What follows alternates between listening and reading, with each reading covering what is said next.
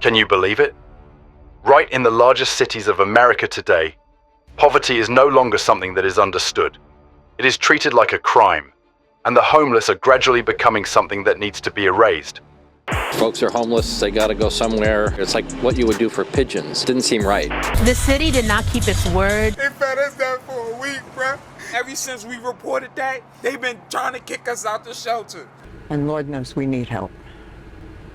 We need help. Laws prohibiting sleeping on sidewalks. Campaigns pushing the homeless back onto the streets once again. And the no sleeping signs are like taxing those who dream of the American dream. They say it's all to maintain order, safety, and the city's image. But what order? When the veterans, the retired workers, who once paid taxes and labored their whole lives, now have to sleep outdoors, in the heart of the city they dedicated their entire lives to. In today's video, let's explore the hidden corners of the 10 largest cities in the United States, where silent, unnamed battles are taking place, where the weaker party always costs the most. Watch until the end, because the battle between the homeless and the third city might leave you stunned. The content in this video is constructed with the aim of reflecting social realities from an objective perspective, without criticizing any individual, organization, or government. All images, data, and stories are used with the intention of sparking thought, enhancing understanding, and fostering empathy among communities. Are you ready to embark on this journey with us? Let's start right now.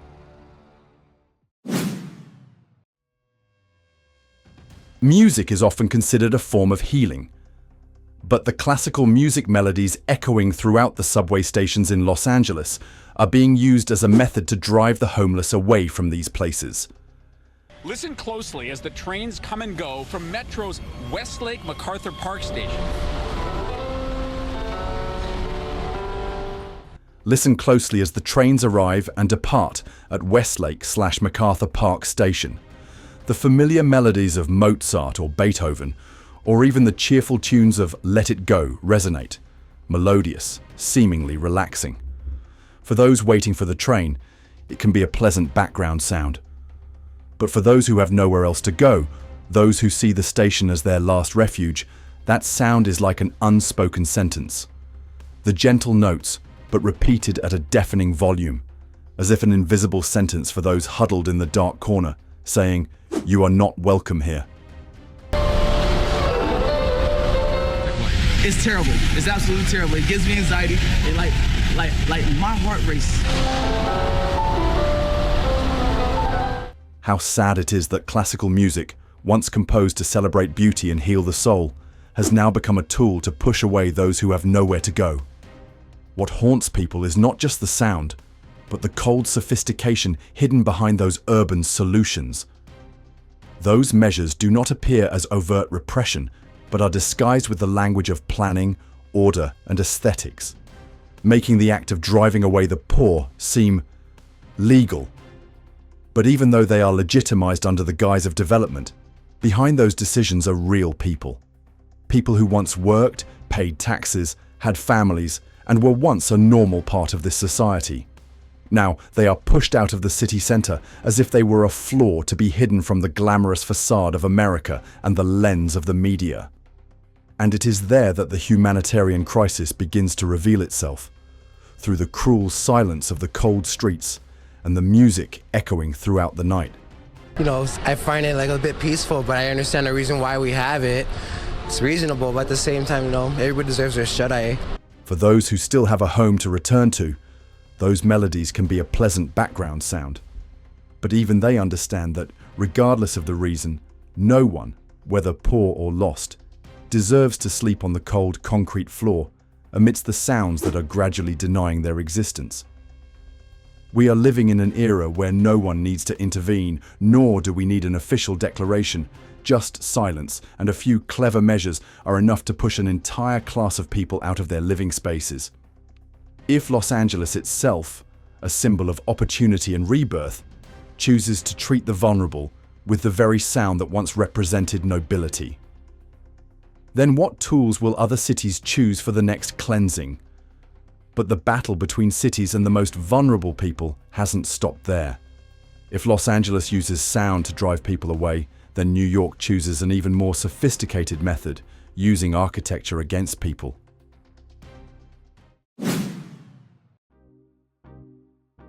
Have you noticed? The public architecture appearing throughout the parks, subway stations, and busy streets of New York lately looks quite strange. The benches are divided into segments that cannot be reclined. Metal bars protrude from the ground. The conical stones are densely packed under the bridge.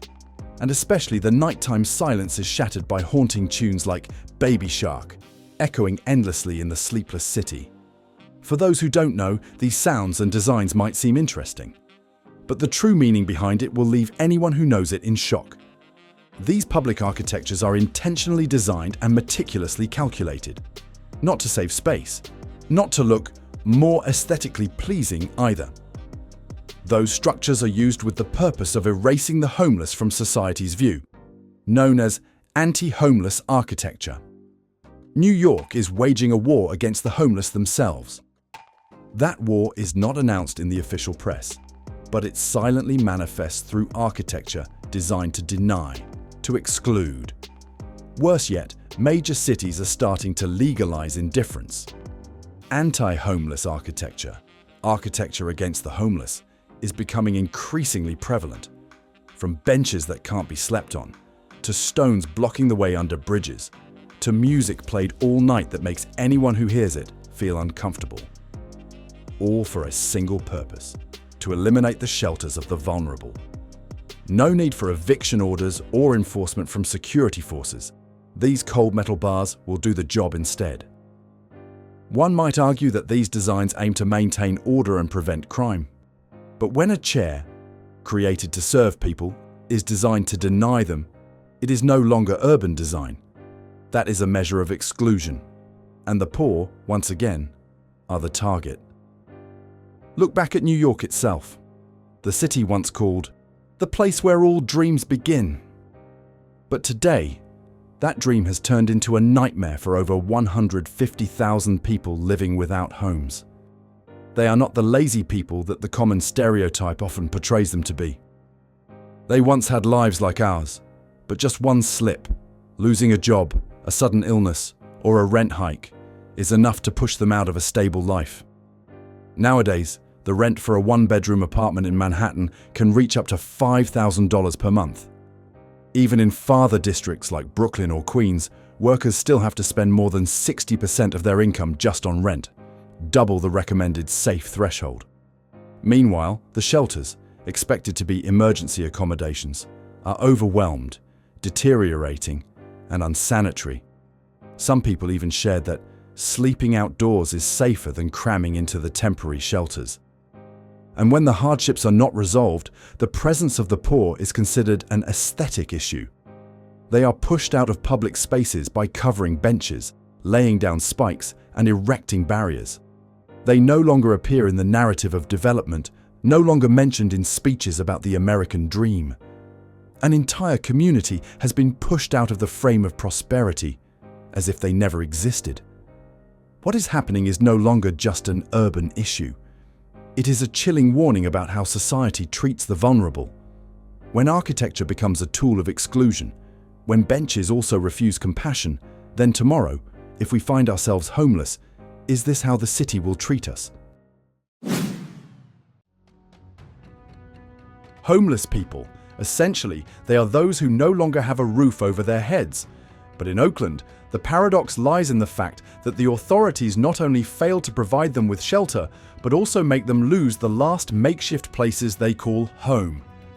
The massive cleanup campaigns were carried out under the guise of returning public space. But the price paid was an entire community being pushed onto the streets without any additional support. When the city began clearing the refugee camps, East 12th Street, near the Fruitvale Avenue area, became the starting point. The bulldozers rolled in, crushing every piece of wood, every tarp, every frame of the tents that had stood for many years. To passers-by, it is the sound of the city restoring order. But for the residents in those camps, it is the sound of hope crumbling. It is the sound of their entire lives being crushed in an instant. The city government announced that they had prepared alternative accommodations, for example, some rooms in renovated hotels like Extended Stay America. But in reality, those options are few and quickly become overcrowded. Those who have been on the housing waiting list for many years continue to be in line, not knowing when they will finally be called. Many people end up having to return to the sidewalks, set up makeshift camps, and then continue to be cleared away. And this is not an isolated case. Throughout Oakland, spontaneous homeless camps are being liberated one by one. The Wood Street camp, once the largest shelter in Northern California, was completely cleared after a fire.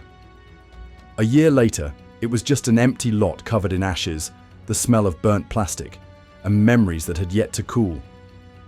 About 200 people used to live there. They turned scrap into homes, building a small community that gave them a sense of safety, solidarity, and even dignity. But then, one by one, the bulldozers rolled in, extinguishing everything, to make way for the urban redevelopment plans. Some local businesses support the cleanup campaigns, citing safety and facilitating business as reasons. But they themselves have to admit the problem is not being solved. Today this camp is dismantled, tomorrow another one will spring up. Volunteer groups and residents can only helplessly witness this cycle, repeating itself as the authorities only address the surface of the problem, ignoring the roots that are slowly rotting in silence. Can we call this restoring urban order? But if the price to pay is pushing a person,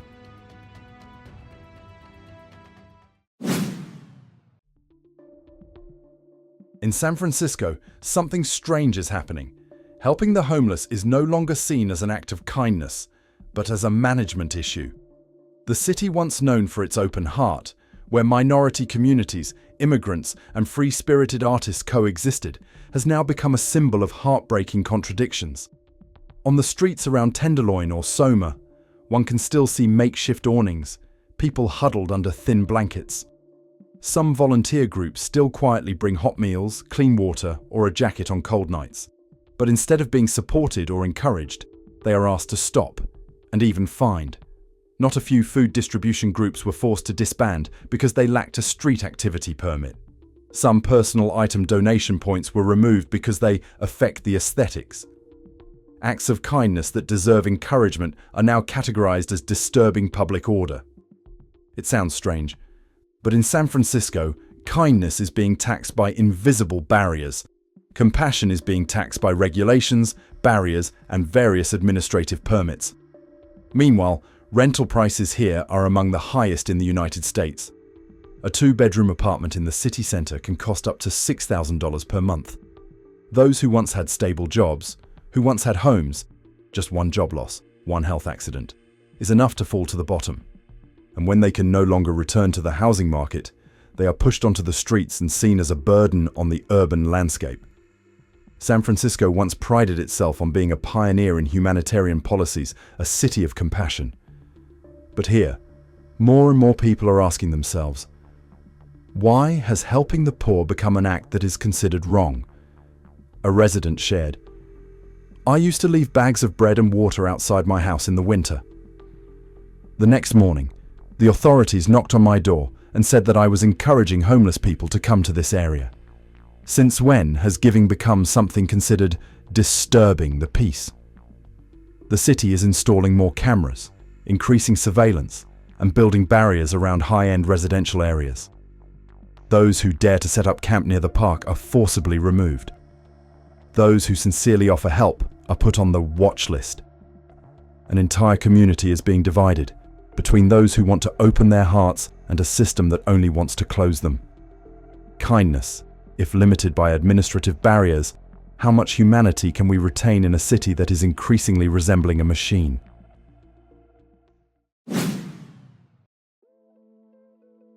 In the heart of Arizona's scorching desert, Phoenix was once seen as a destination for those seeking a fresh start. Housing is cheaper compared to the West Coast, sunny all year round. Job opportunities in construction, warehousing, and healthcare are abundant. For many families, Phoenix was once the simple promise of the American dream. Not wealth, just stability and a place to call home. But that dream is burning away day by day, literally. The temperature in Phoenix during the summer often exceeds 110 degrees Fahrenheit, with some days reaching up to 118 degrees. In the arid desert, this city becomes a giant furnace for the homeless. More than 9,400 people are forced to sleep outdoors, lying directly on the scorching asphalt under the searing sun that lasts for weeks. And just a moment of carelessness, their lives could evaporate like the thin layer of mist left on the sidewalk, swept away without a trace by the Phoenix sun.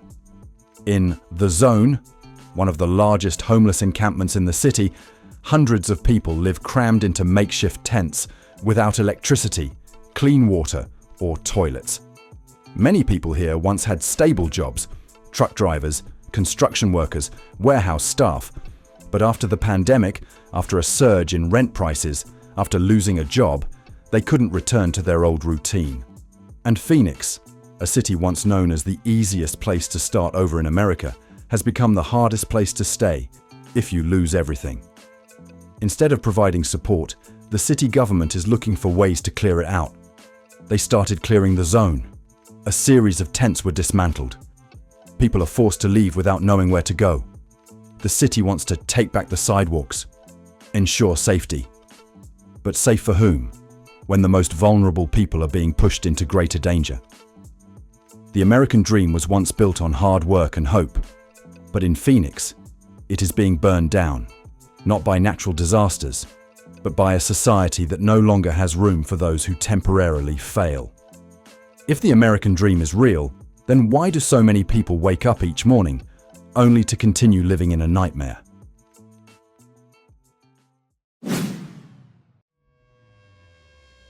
In Chicago, there is an invisible clock counting down. It has no hour hand, no ticking clock, but thousands hear it echo in every short nap and every bewildered glance ahead. That is the 60-day limit, the time the authorities allow a migrant or homeless person to stay in temporary housing before they have to leave. 60 days to start life anew. In a strange city, no papers, no job, no bank account. Nothing but a blanket, a corner of the room, and a clock slowly counting down to zero. This policy was implemented under the pretext of rotation to reduce overload and optimizing support budgets.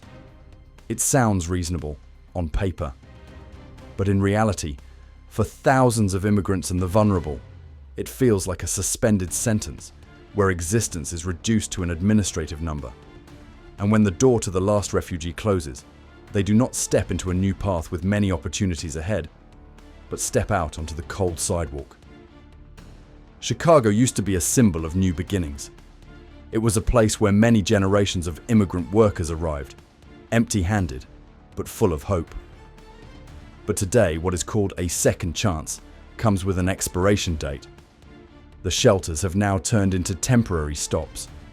Not warm enough, not enough time to rebuild trust. People no longer ask for a chance to live, but only hope to survive long enough to not be erased from the system. And that is the most heartbreaking part. When the relief policy is turned into a countdown clock for despair. You can call this planning, budget efficiency, administrative responsibility. But for those who have to live with that 60-day limit, it's not a policy, it's a selection mechanism. Whoever is quick, strong, or lucky will survive.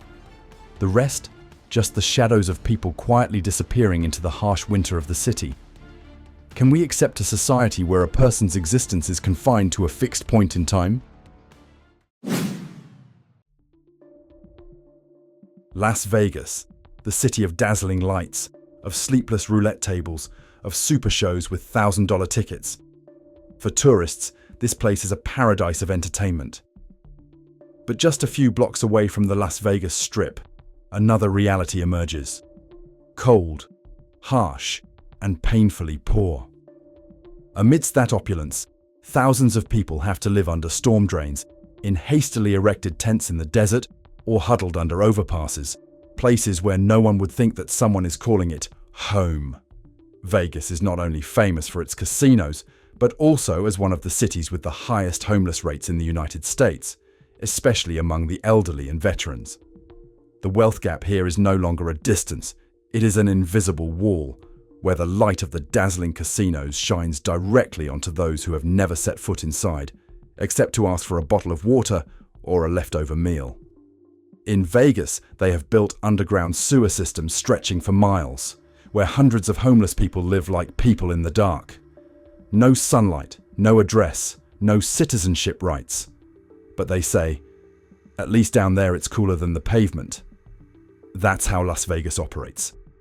On the surface, there is light, while below, life is gradually sinking into obscure darkness.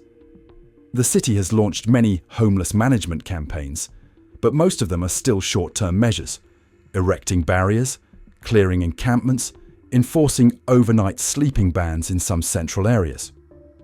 What's noteworthy is that these solutions do not come with new housing, nor do they have long-term plans.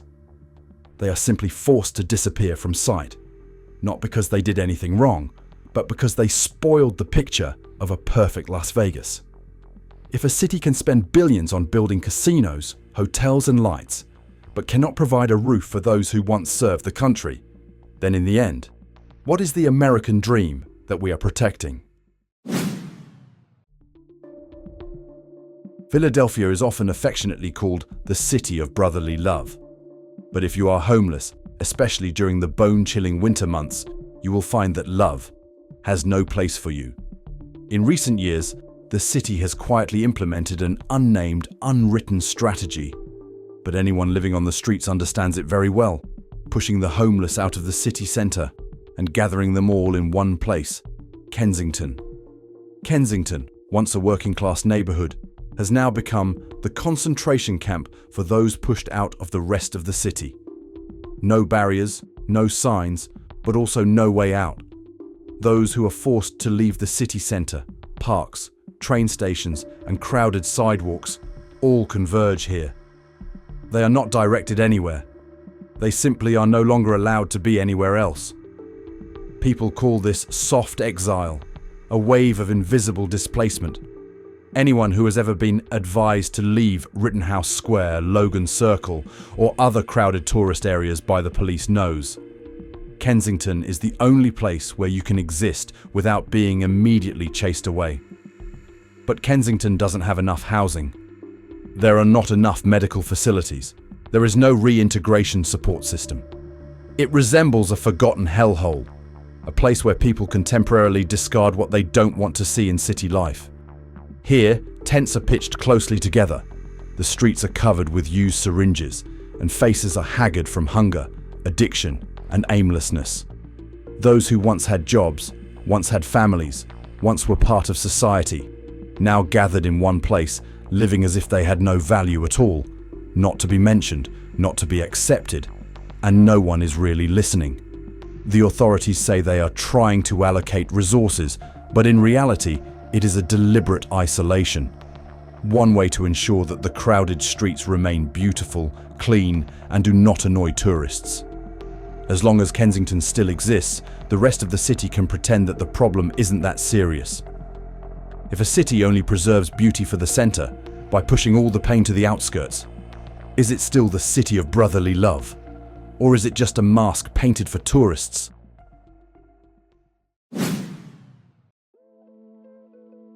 Austin was once likened to the youthful and free-spirited heart of Texas, where street music blended with electric guitar, where artists, workers and dreamers came together to build a vibrant city. But there was a pivotal decision that changed everything, not from the city hall, but from the people's votes. In 2021, in a highly controversial referendum, the people of Austin voted in favor of banning homeless individuals from pitching tents, sleeping, or temporarily residing in public areas. In other words, with just one vote, thousands of people were erased from the urban landscape.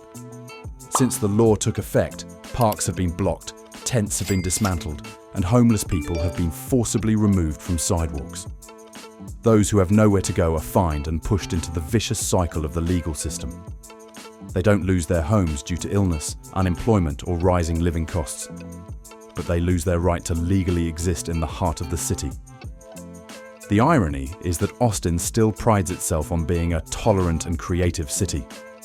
But what kind of tolerance is it when in the early morning they play classical music to chase away people sleeping under the awnings? In the afternoon, they fence off parks to prevent tents from being set up. And in the evening, they call the police to remind them to leave because they are violating city laws.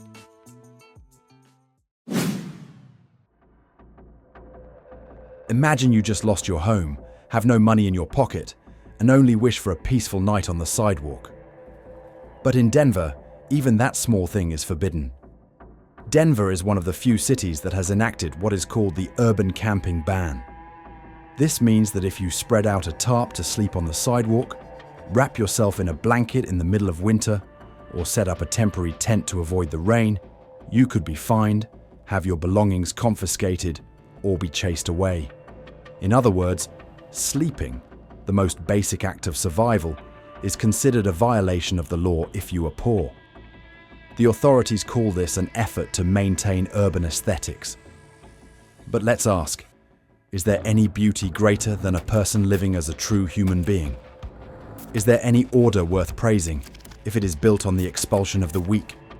Denver, once dubbed the mile-high city, has now erected invisible barriers through laws, blocking not only the path back to life for the poor, but also the community's empathy. If sleep, the most basic necessity for physical and mental recovery, is also prohibited, then how many more fundamental human rights can be stripped away just because they don't have a home address? We have just passed through cities that were once symbols of freedom, opportunity, and the American dream. But behind the lights, behind the skyscrapers, are people being gradually pushed to the fringes of society. Not because they are lazy, not because they want to live on the streets, but because this system no longer has room for those who don't have enough money to survive. When a society begins to use design, laws, and even music to expel poverty from sight, the question becomes no longer, who's next?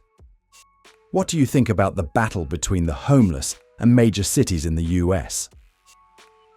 Please share your thoughts in the comments section. Don't forget to like, share, and subscribe to support the channel and stay updated with our latest videos. Thank you for watching and see you in the next video. This video is not intended to blame any organization, individual, government, or business. The content presented is based on publicly available data, reports, and real stories at the time of execution. Every perspective is analytical, exploratory, reflective with the aim of raising community awareness, encouraging dialogue, and promoting humanitarian actions.